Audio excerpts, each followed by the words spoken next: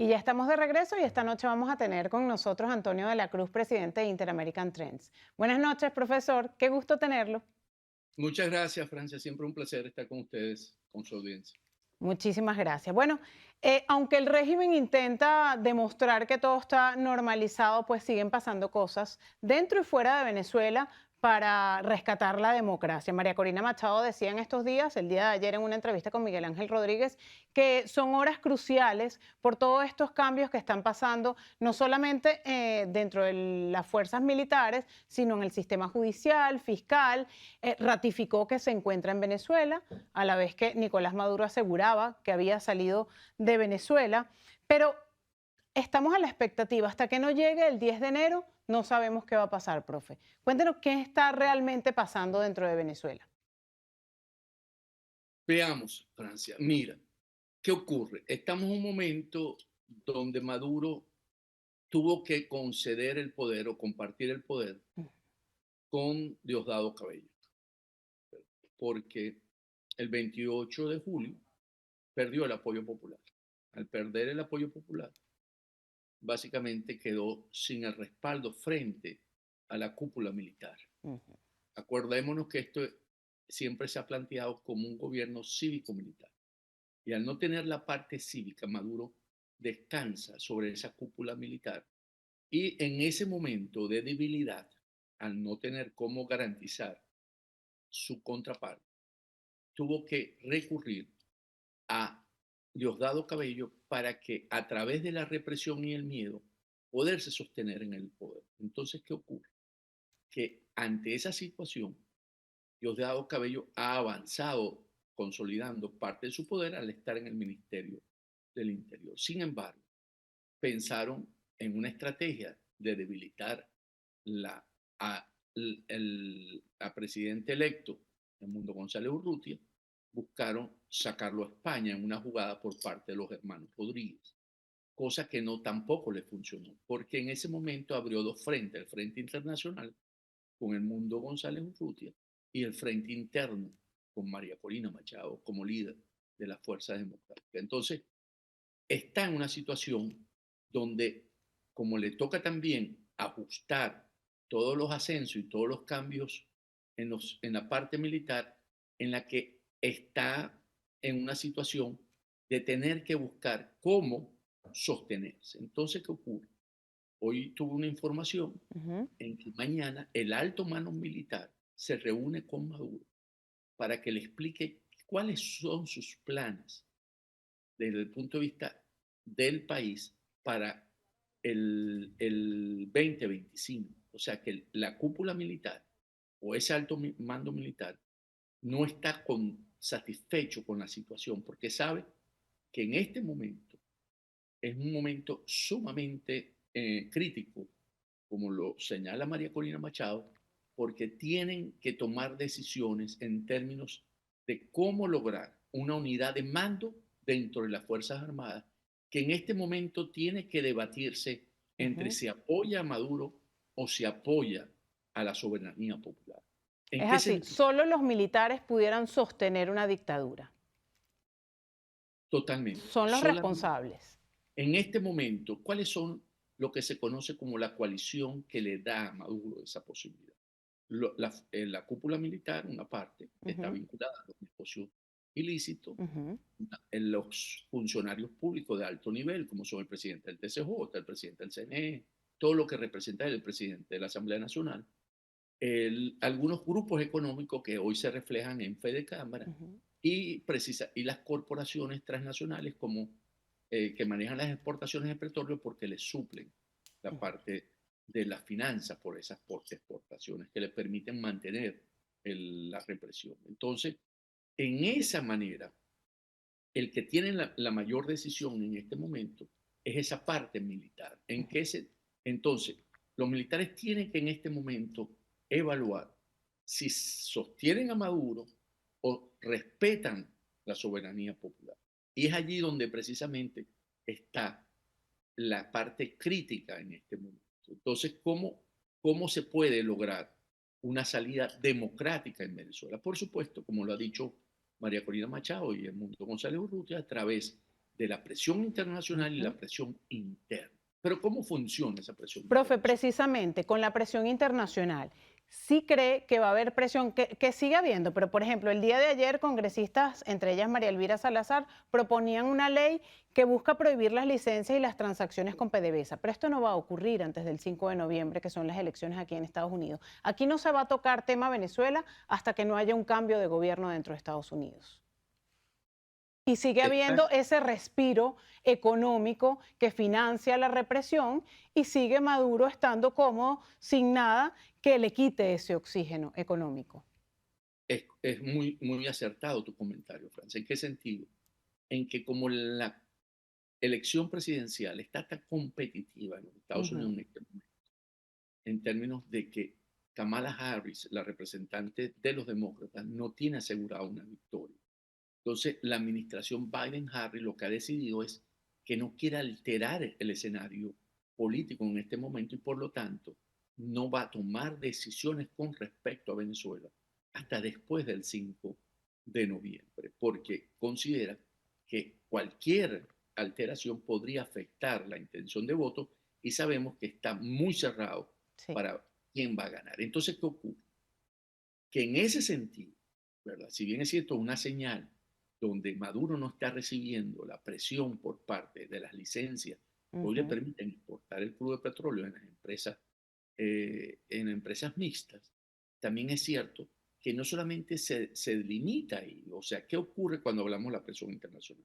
Hoy ya debería haber sucedido la orden de captura de Nicolás Maduro por parte de la CPI, de la Corte Penal Internacional, porque eso genera un quiebre o ujú, una consideración, para no ponerlo todavía quiebre, ujú, dentro de ese grupo que le apoya. ujú, Hoy la administración Biden tiene la opción de sancionar a todo aquel círculo que no ujú. solamente está asociado a los que ejecutan las violaciones de derechos humanos y que sostienen, sino al círculo que soporta, y en esto estamos hablando, el grupo familiar, en todos los sentidos, tanto aquí como en Europa, porque eso también genera una presión Y no interna. sabemos qué pasó con eso de la anulación de las visas de esos grupos cercanos que se había anunciado, pero bueno, eso quedó en silencio, eso quedó en el olvido o estará pasando y no nos enteramos.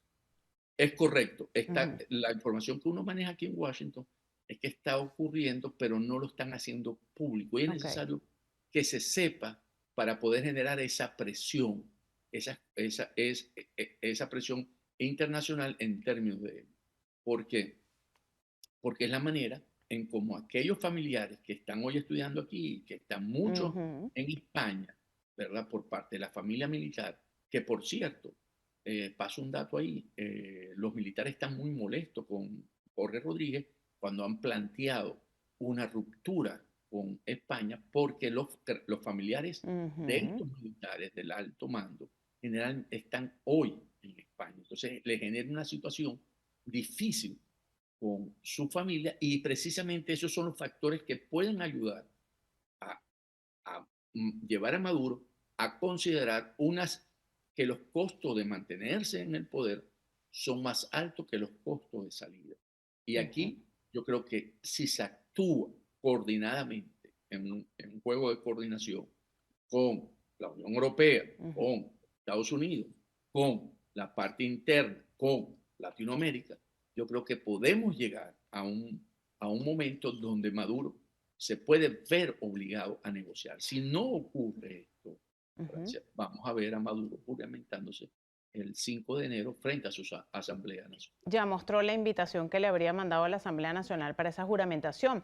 Profe, pero los costos de salida y de permanencia son distintos para cada uno. Diosdado Cabello decía que aquí no había nada que negociar, que la única negociación es que María Corina se entregue. Por supuesto, porque él sí se quiere aferrar y quedar en el poder. Sin embargo, la cúpula militar sí se podría pensar, sí podría evaluar los costos de salida, a diferencia de un Diosdado, de un Maduro. Diosdado, el cálculo que tiene en este momento es un cálculo que le está disputando el poder a Maduro. Y eso lo mismo en el nombramiento de el jefe del SEBIN y Ujú, del IGESIN. dije sí. Cuando vimos allí que cada uno se enfrentó en términos de que Diosdado pidió que saliera el jefe del DGCIN, Hernández Ujú. Lara, y Maduro, entonces, contraoferta, dijo que tampoco podía estar González Gustavo López. González López.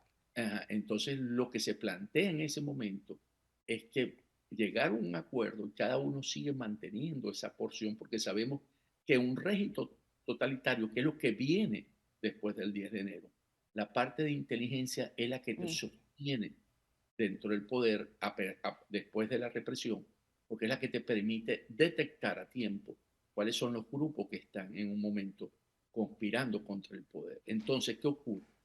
Que ahí se mostró ujú, realmente la diferencia entre ellos dos. Y entonces lo que está haciendo Diosdado Cabello, al tener el Ministerio del Interior y porque controla la Policía Nacional y tiene acceso también a la Guardia Nacional y a la misma milicia por el control interno en un evento de conmoción nacional, entonces es ir consolidando su posición de poder que en algún momento, en un corto plazo, después del 10 de enero, si Maduro o ujú.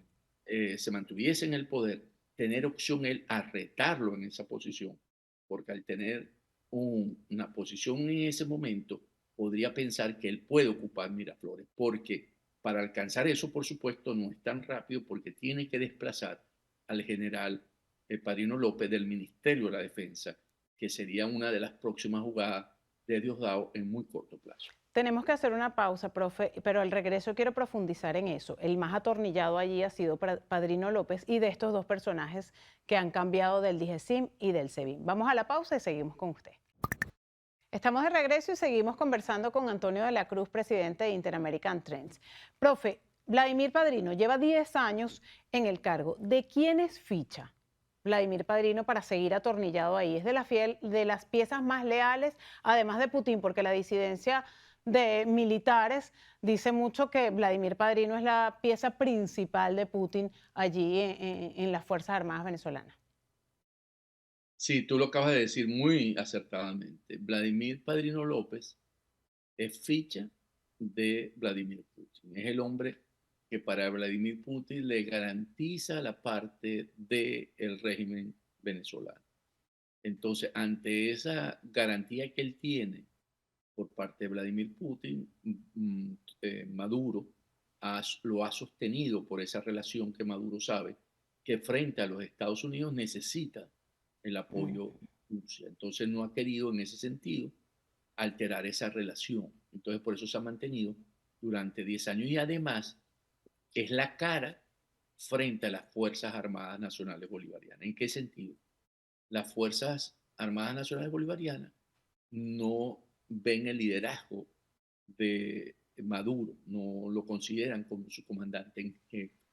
Y en ese sentido, Vladimir Padrino López, si lo vemos, es como que si fuera la persona que significa el símbolo de Maduro en las Fuerzas Armadas. Y además vemos como él es elocuente y es el que ha mantenido hasta ahora, hasta que llegó Diosdado Cabello, ser el portavoz. Se convirtió básicamente en un portavoz político ante las Fuerzas Armadas.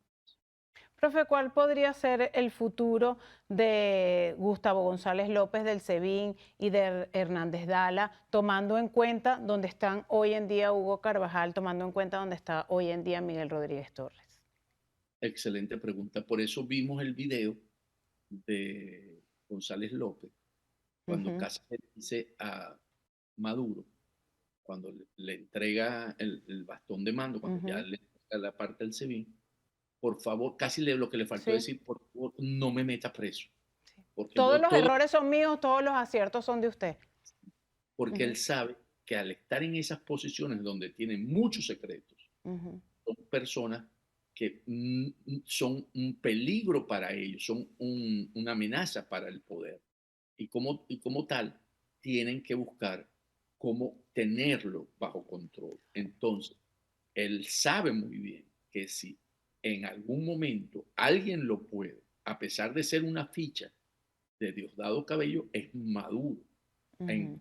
términos de González López. Entonces, él básicamente, en ese momento, lo que está diciendo, no quisiera tener el destino ni de ¿cómo se llama? El que está en España, eh, Rodríguez Miguel Rodríguez Torres, Miguel Rodríguez Torres, ni por supuesto el que tuvo el de Hugo pollo Carvajal. Carvajal. Ujú, Entonces, en el caso de Hernández Lara, aunque no se vio nada, también debe estar, porque en Hernández Lara también hay una situación, ahí más bien el que enfrenta a Hernández Lara es Diosdado Cabello. ujú. Entonces, él tiene un riesgo en que en algún momento pudiese también ocurrir algo en la que él podría salir afectado. Entonces, estos dos señores en este momento son un riesgo en términos de la información por haber Ujú. estado 10 años en esas posiciones, pero también tienen un riesgo de que pueden ser en algún momento controlados y tenerlos bajo un sistema en la que no puedan contar todos los secretos. Y hay diferentes teorías en estos movimientos. Una de esas es esa pugna y ese compartir poder entre Diosdado y Maduro. Pero hoy el expresidente Pastrana decía que esos cambios militares se deben y de los cuerpos de inteligencia se deben a que quieren dar con el paradero de María Corina Machado para agarrarla, para atraparla y apresarla. Atrapar a María Corina Machado y apresarla es una línea roja para el Ujú, régimen, ¿sabe? Aquí podemos poner un ejemplo del pasado. Juan Guaidó. ujú, Juan Guaidó andaba libremente por el país, pero era una línea roja si se atrevía el régimen a capturar. El momento en que Juan Guaidó se siente no protegido por los ujú. Estados Unidos cuando él tiene el temor y toma la decisión De irse. de salir de Venezuela. Ujú, Pero mientras era una línea roja, el no, el régimen, por todas las ganas que tuvo, sí. nunca lo capturó. Eso pasa con María Corina. El cruzar esa Ujú. línea roja podría generar la desestabilización de Maduro en términos de que generaría una presión Ujú. más fuerte internacionalmente porque no sería tolerado e internamente podría tener algunas consecuencias. Ahora, profe, esa línea roja, si llegamos, ¿cuál podría ser el escenario si llegamos al 10 de enero? Se juramenta Nicolás Maduro como presidente electo ante la Asamblea Nacional. No puede venir Edmundo González Urrutia porque no se lo permiten. Los militares permiten que se sostenga la dictadura. ¿Qué va a pasar con María Corina Machado, que se encuentra a resguardo? ¿No? Porque no puede estar allí por mucho tiempo más. ¿Qué va a pasar con esa línea roja? En el momento en que Maduro se juramente como presidente ante su Ujú, Asamblea Nacional y no se diese ningún proceso de cambio en Venezuela, por supuesto, el riesgo de que María Corina Machado sufra una situación de encarcelamiento es muy alto, ujú, porque el régimen en ese momento pasa a ser un totalitarismo, un régimen totalitario. Y ellos van a tratar. Y aquí debemos recordar a Ansusi en Maimá, donde el régimen militar no la metió presa en su casa, perdón, en la prisión, la aislaron ujú. y la pusieron afuera. Entonces yo lo que creo que en ese momento los riesgos para María Corina subirían. Sin embargo, yo creo que ese es un escenario de que si estamos hablando de un escenario hipotético que creo que todavía no está consumado en Ujú. términos de que se pudiese ejecutar. ¿Qué ocurre? Que a la vez, después del 10, el país va a ser más inestable. Si se cree internacionalmente que con Maduro va a haber mayor estabilidad en el poder, eso es falso, porque entonces ahí se desata la lucha interna, como habíamos dicho anteriormente, en un Diosdado Cabello que va a querer ocupar Miraflores y Ujú. Maduro, porque en ese momento, ya que pusimos el 10, debería estar Padrino López fuera de juego y Diosdado entonces tendría Ok. una relación con el Ministerio de la Defensa que no le afectaría, tendría el control del Ministerio del Interior y podría empezar a gestionar ante el hecho de que Maduro, al consumar el golpe de Estado, porque en ese momento él consume, Claro. él hace el golpe de Estado, ¿verdad? Ante la soberanía popular, Ujú. él cobra todos los costos asociados a ello. Y por lo tanto, el que ocupe esa silla en Miraflores, ya los costos son cero porque los cobró la anterior. Y por Ujú. lo tanto, se puede generar una situación de mucha inseguridad en Venezuela y inestabilidad en un equilibrio que no va a poder alcanzar Maduro. Entonces yo creo que aquí las Fuerzas Armadas Nacionales Bolivarianas tienen que tomar hoy una decisión, porque la decisión hoy es entre respetar la Constitución y la soberanía popular del 28 de julio y que se dé el 10 Ujú. de enero la asunción del presidente de Mundo González Urrutia, o después van a tener que decidir entre Diosdado Cabello y Nicolás Maduro. Y esa va a ser una situación mucho más difícil, porque aquí entonces vamos a entrar en un momento de volatilidad, de inseguridad, de una situación que yo creo que ni para la región Ujú. de América Latina, ni para el país es lo que más le conviene. Esa sí sería una guerra de titanes interna. Totalmente, sería una lucha, porque ¿qué apuesta Maduro? Veamos el escenario Maduro. Me Maduro dice, quedan pocos segundos, resumido, profe. rápido, ¿qué Ajá. apuesta Maduro? Maduro apuesta a que él se puede sostener hasta el 10, pasar esta coyuntura, lograr la normalización y una Ujú. vez con eso poder controlar a Diosdado. ¿Diosdado qué apuesta? Diosdado apuesta a que Maduro va a seguir siendo inestable, no tiene el apoyo popular y por lo tanto él tiene la opción de ocupar Miraflores. Y cada vez teniendo más poder. Es correcto, una vez consolidando el poder, claro. Así es. Muchísimas gracias, profe, por estar con nosotros esta noche. Siempre es muy valiosa su opinión. Muchas gracias a ustedes, un placer estar contigo. A nosotros. Bueno, amigos, vamos a hacer una nueva pausa y enseguida vamos a estar de regreso con la última. No se vayan.